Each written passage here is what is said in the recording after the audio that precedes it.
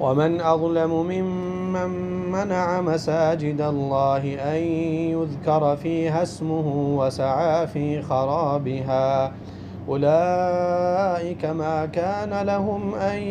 يدخلوها إلا خائفين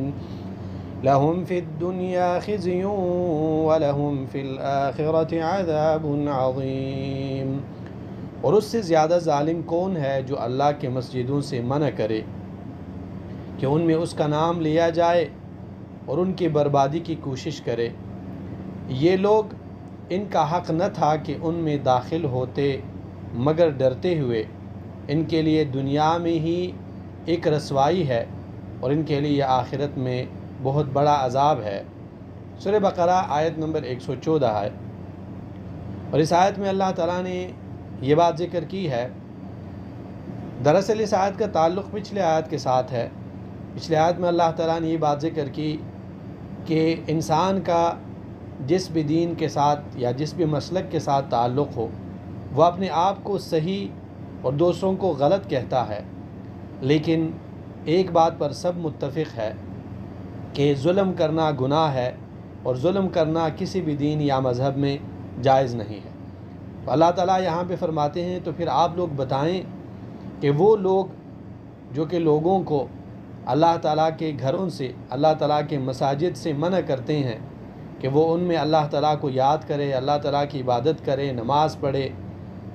ذکر کرے، قرآن کریم کی تلاوت کرے، تو اگر کوئی انسان یہ ظلم کرتا ہے تو کیا اس سے بڑھ کر بھی کوئی ظالم ہو سکتا ہے؟ اور یہ بات اللہ تعالیٰ نے اس لیے ذکر کی کہ مشرکین نے رسول اللہ صلی اللہ علیہ وسلم اور صحابہ کرام کو مکے سے نکال دیا تھا، اور رسول اللہ صلی اللہ علیہ وسلم اور صحابہ کرام کو نہ مکہ آنے کی اجازت دے رہے تھے، نہ مسجد حرام میں نماز پڑھنے دے رہے تھے، نہ حج اور عمرے کی اجازت دے رہے تھے۔ تو اللہ تعالیٰ فرماتے ہیں کہ ان سے بڑھ کر ظالم نہیں ہے۔ اور اسی طرح اشارہ ہے نصارہ کے ظلم کی طرف کہ نصارہ نے جب بیت المقدس پر قبضہ کیا تو انہوں نے یہودیوں کو بیت المقدس میں داخل ہونے سے اور نماز پڑھنے سے روک دیا تھا۔ اللہ تعالیٰ فرماتے ہیں کہ ایسے لوگ جو لوگوں کو اللہ تعالیٰ کے گھروں سے منع کرتے ہیں، اولئک ما کان لهم ان يدخلوها الا خائفین، یہ جو لوگ ہیں یہ اللہ تعالیٰ کے دشمن ہے، اور مناسب نہیں ہے کہ ایسے لوگ اللہ تعالیٰ کے گھروں میں داخل ہو مگر ڈرتے ہوئے۔ اور بعض علماء فرماتے ہیں کہ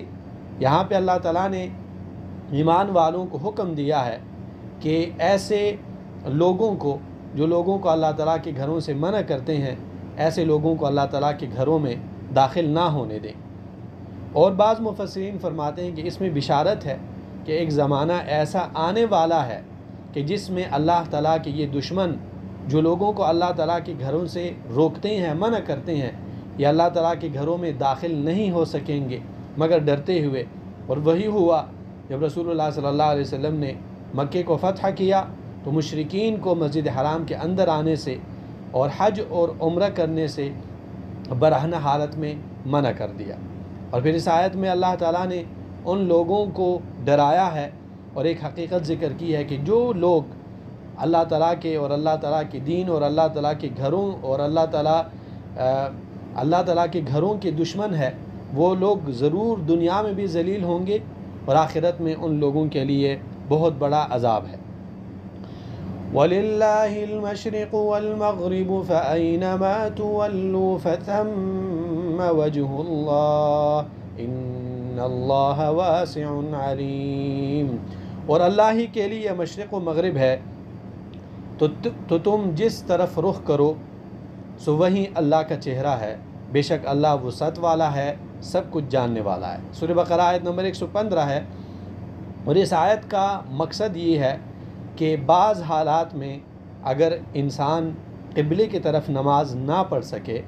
تو وہ جس طرف بھی اس کا چہرہ ہو اس طرف وہ نماز پڑھ سکتا ہے۔ اور اس کی مثال حدیث میں ذکر ہے کہ رسول اللہ صلی اللہ علیہ وسلم نے عبداللہ بن انیس رضی اللہ عنہ کو بھیجا کہ وہ خالد بن سفیان کو قتل کر دے، کیونکہ خالد بن سفیان رسول اللہ صلی اللہ علیہ وسلم کے مقابلے کے لیے فوج جمع کر رہا تھا۔ تو رسول اللہ صلی اللہ علیہ وسلم نے عبداللہ بن انیس رضی اللہ عنہ کو بھیجا کہ آپ جائیں اور اسے قتل کریں، عبداللہ ابن انیس رضی اللہ عنہ کو وہ عرنہ مقام یا عرفات میں نظر آیا، لیکن عبداللہ ابن انیس رضی اللہ عنہ جس وقت پہنچے وہاں پہ عصر کی نماز کا وقت تھا، تو عبداللہ ابن انیس رضی اللہ عنہ نے اپنا چہرہ قبلے کی طرف نہیں کیا بلکہ دشمن کی طرف ان کا چہرہ تھا، اور انہوں نے نیت باندھی اور چلتے چلتے نماز ادا کی۔ تو ایسے حالت میں اگر ایک انسان قبلہ رخ ہو کر نماز نہ پڑھے اور دوسری طرف نماز پڑھ لے تو اس صورت میں یہی انسان کے لیے قبلہ ہے۔ اور اس طرح عبداللہ بن عمر رضی اللہ عنہما فرماتے ہیں کہ رسول اللہ صلی اللہ علیہ وسلم جب سفر پہ نکلتے اور نفل نماز ادا کرنا چاہتے تو جس طرف بھی رسول اللہ صلی اللہ علیہ وسلم کا چہرہ ہوتا تو اس طرف وہ نماز پڑھا کرتے تھے۔ لیکن یہ حدیث نفل نماز کے بارے میں ہے، اور فرض نماز کے بارے میں بھی یہی حکم ہے کہ اگر مسلمان دشمن کے مقابلے میں ہے اور انسان کا چہرہ قبلے کی طرف نہیں ہے، دوسری طرف ہے، تو اس صورت میں انسان دوسری طرف بھی نماز پڑھ سکتا ہے۔ یا مثال کے طور پہ انسان نہیں جانتا کہ قبلہ کس طرف ہے اور وہ قبلے کو چھوڑ کر دوسری طرف نماز پڑھ لے تو اس کی وہ نماز صحیح ہے اور اسے نماز دہرانے کی ضرورت نہیں ہے۔ یا انسان کو دشمن نے گھیر رکھا ہے اور قبلے کی طرف اسے نماز پڑھنے نہیں دے رہا، باندھا ہوا مسلمان ہے، تو قبلے کو چھوڑ کر اگر دوسری طرف وہ نماز پڑھے تو نماز صحیح ہے۔